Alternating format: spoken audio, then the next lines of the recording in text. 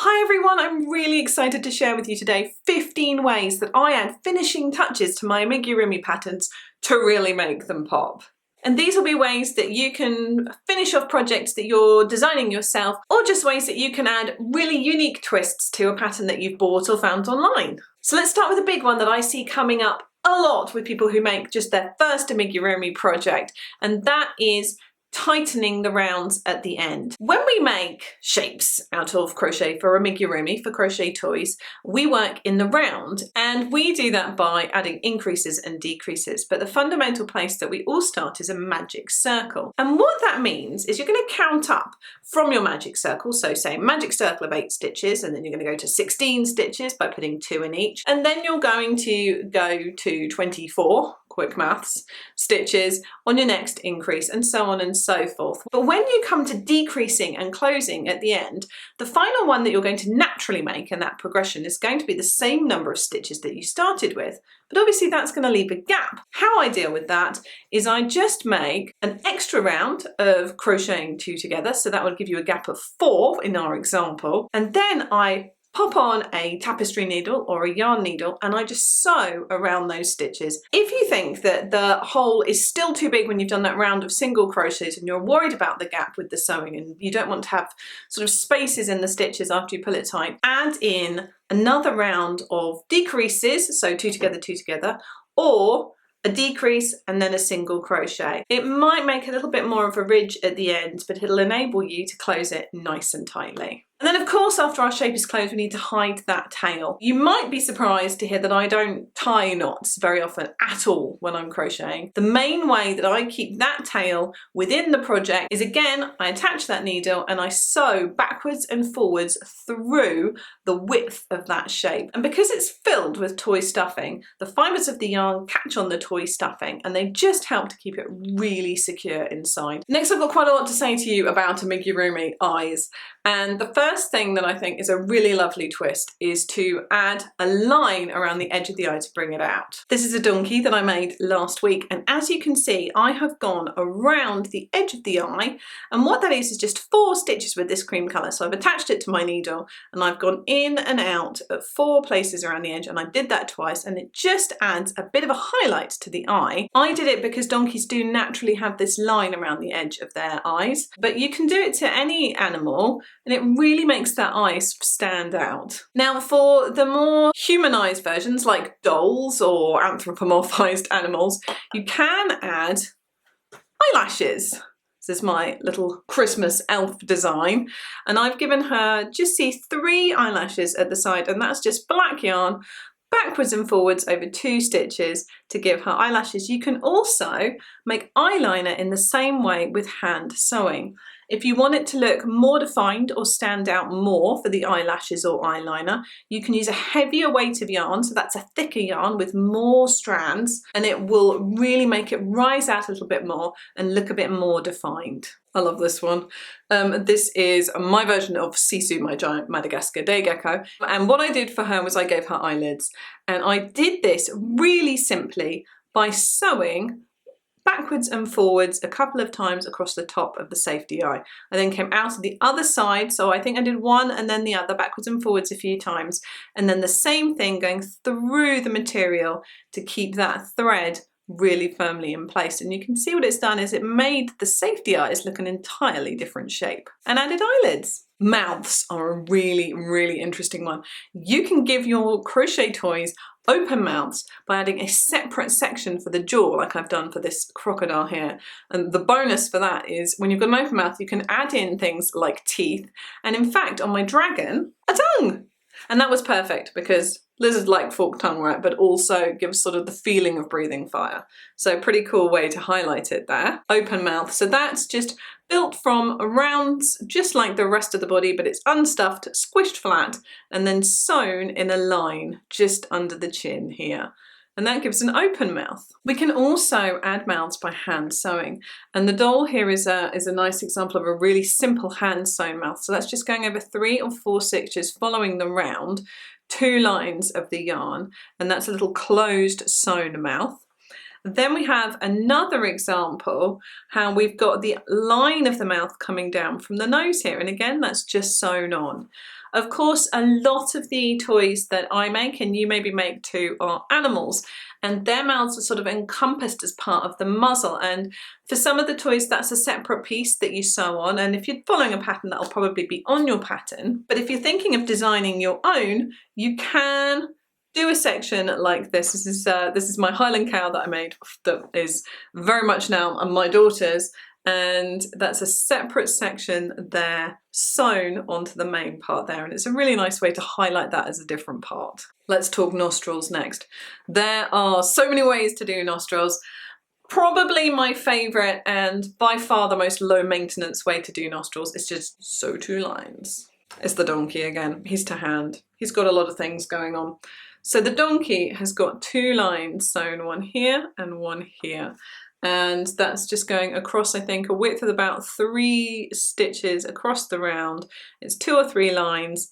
And again, so what I do is I start under the chin and I bring the needle through, wrap around, back out and through. Make sure you go through the same hole that you started through so that when you hide it, there's not a little line under the chin giving your work away.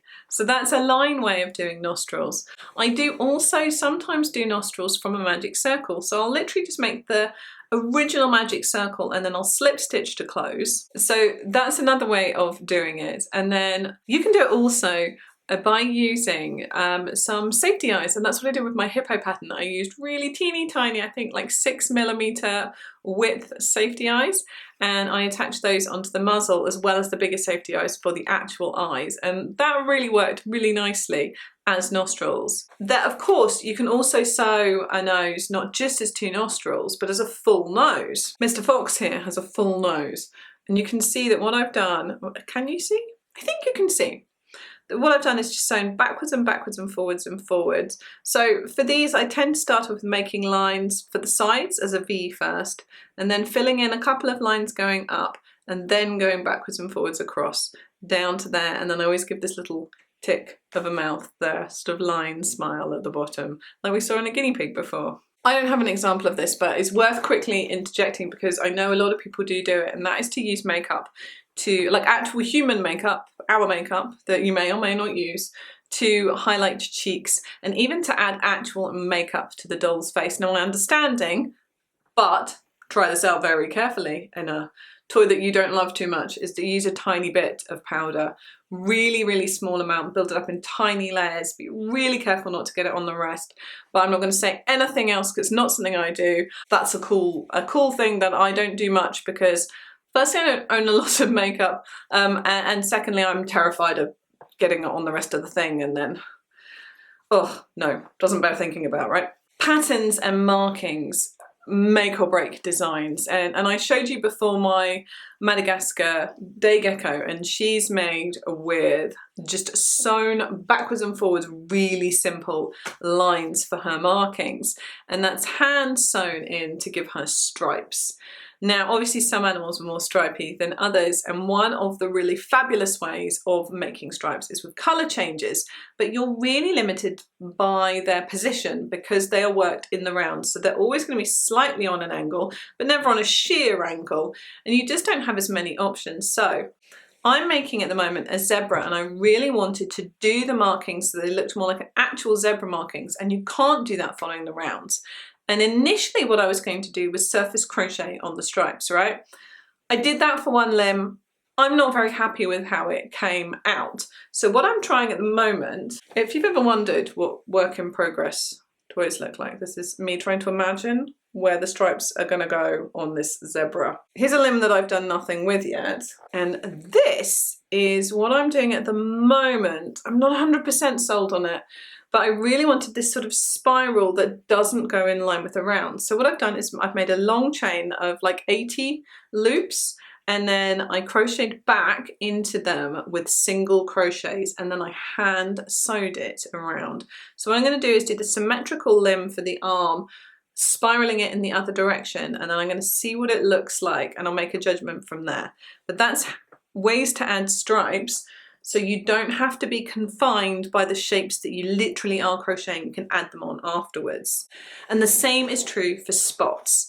And spotty animals are some of the cutest animals, and I'm totally going to make a Dalmatian at some point. And spots you can again do within the round, but they always look slightly staggered and they don't have a smooth edge to them. So the best way in my mind to put spots onto things is simply to crochet a separate piece. So again, a magic circle and then your extended rounds from there to whatever size you want the circle to be, and then you sew the circumference onto the toy. Or alternatively, you can do them in the way that I made the puffy spots on the puffer fish, and that is by hand sewing a circle. So that was me sewing in like a star shape, round and around and around onto the surface of the toy. I've said the word surface quite a few times now, so I'd be remiss not to mention one of my favourite ways to highlight shapes and patterns on animals in more detail, and that is surface crocheting. You've seen a couple of these examples already. We have had the wings on this dragon. I showed you the tongue, but there we go, the wings and the dragon. I also used surface crocheting on the crocodile to make the spines down the back here. These are sort of ridged scales that go down the back of the animal. I use that to give definition to them. So it's lovely because you can add colours in different ways, but it also gives a raised texture to it, and it's incorporated into it really securely because it's crocheted on with a slightly smaller hook size. Just if you've not done it before, smaller hook size, and you work into the tops of the stitches just in the same way that you'd work into the stitch naturally in the round. I also used surface crochet on this donkey again. I'm really fond of this donkey, can you tell? By the way, for people who saw the previous video, you see he's still not got facial hair. I made him some and it didn't look very cool. And I now think my son might have forgotten. So for now, facial hair free. Sorry for everyone who didn't see that video. Go see it now and then you'll understand. But surface crocheting around the hooves. So I surface crocheted around the edges of these hooves to give it a really distinct pop of colour, but also to bring it out even further. And why do I say even further, you ask? It's because of the final thing that I want to talk to you about, and that's sewing into different parts of the stitch. I use back loop only a lot of the time, predominantly for adding definition to hooves. So it takes you from a smooth transition of shapes like you get from increases and decreases to a more sharp transition of shapes, which makes for a nice sort of hoof section and things like that. Those surface crochets we talked about earlier were also worked into the back loop only round of this, so it gave it even more definition. And a back loop only is if you imagine the line of crochet that you're working into, instead of going all the way through the stitch with 2 loops on the top of your hook, you're going to go just through the one further away from you, all the way round for the round. If you do that for 1 round, it gives a nice sharp shape, and if you do it for 2, it allows you to have an indented shape that gives you even more texture and variation to your pattern. Also thought about the fact that I use surface crochet on ears all the time. I use it to add a different set of colours, but also it makes the shape of the ear more defined and firm, and it tends to be more likely to stay in place for the lifetime of the toy rather than just when you're making it up. But what do you think? Those are my ways of adding finishing touches to your amigurumi designs or to patterns that you've bought and just want to adapt a little bit. Let me know what you think in the comments section below. Let's have a chat, share your ideas, and happy crocheting.